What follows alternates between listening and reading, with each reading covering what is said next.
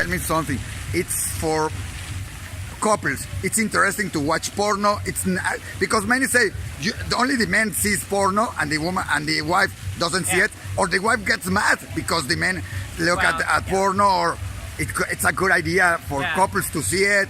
What's happened there? So I think one of the things, some women view the man watching porn on his own as cheating, right? Some women see it as infidelity, even though they're not having sex with them. They see that act in that way, and they have concerns about him then and his feelings for her. I think actually if you're going to watch it as a couple, that's fine. I think that actually then you're sharing it. The trick is that you may learn things that you don't necessarily want to know about your partner and what they like, but you'll know more about your sexuality shared together if you watch them together. So it's interesting to watch movies. I think it's good. It's normal for people to do it. Or what in your studies? What have you discovered about it? Because it's always. Don't see your cellular. Don't give your cellular to your wife, because she's going to see what you have. And it's for many minutes like, should I see it to my wife? Show it to my wife? Not.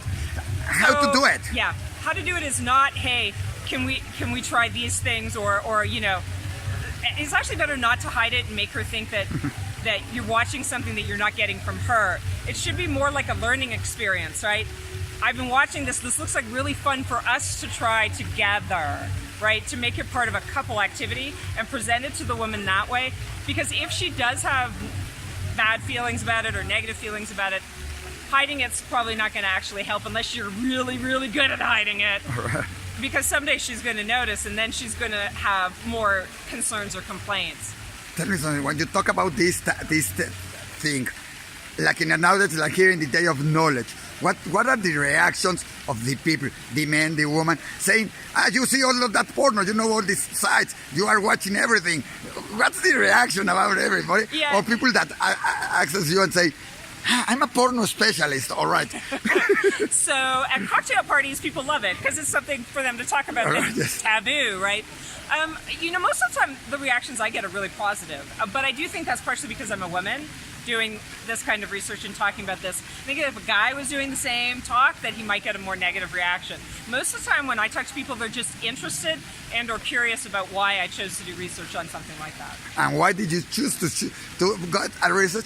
Because it's like a taboo, like you said it. Yeah. Not many people, and when you go inside it there, it's like, no, I don't study that. I study people reactions. I study why to do it and why to talk about it, because it's... Yeah, partially because it's taboo. I mean, I actually think things like that are what's interesting. I think, you know, if things are really well studied, they're not interesting anymore because we understand how they work. And for me, pornography and human sexuality is something that we don't know as much about as we think we do. And so to me, that's what's really interesting to look at. Do you think it's important to talk about it because it's taboo to talk about it? I think yes, because they hire you. Well, no, but it's important because here we have it, and it's like, we're going to talk it, and you start with a complaint that if people get bad about it. Yeah, that's true. So when I teach, I always have a little thing like, okay, just to let you know, this is what we're going to be talking about, and we may be looking at some pictures, and we may be viewing a video or a documentary, and I want people to be aware of it. But I do think it's important that people learn about it, because how can you have your own healthy, successful sexual life if you've got hang-ups about whether it's a bad thing to talk about or not? And I think that it's a very natural part of our lives. This is how we reproduce. How we enjoy life sometimes. Right, it's pleasurable. People enjoy it. And so I think that we get really hung up in having all these taboos about negative aspects of it when we should be viewing it in a positive light. This is the way that people, you know, have children. This is the way that people enjoy themselves. And even a person who's not in a relationship is part of how they enjoy themselves with themselves, right? And there's nothing wrong with that. How to teach that to kids? Because there was a time, it's incredible. You see, if you see your kid or something, you say, don't watch porno, don't watch porno. Now it's impossible not to say it. Some time ago it was, don't pick up the magazines of your father. But now they have it all around. How to teach it and keep it away from kids now, because sooner or later they're going to encounter it online.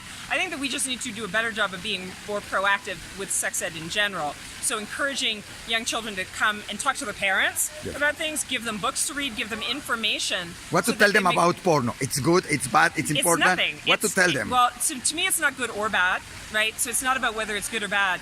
It's a reflection of all of the sort of different things that people might be interested in sexually. You might be interested in some of them, you might not be interested in other aspects, but there's a really wide range of people's interests, and because pornography online can capture all of those interests, you can see them all there. In terms of kids, I think, you know, the main things to teach kids are respect for other people and to practice safe sex.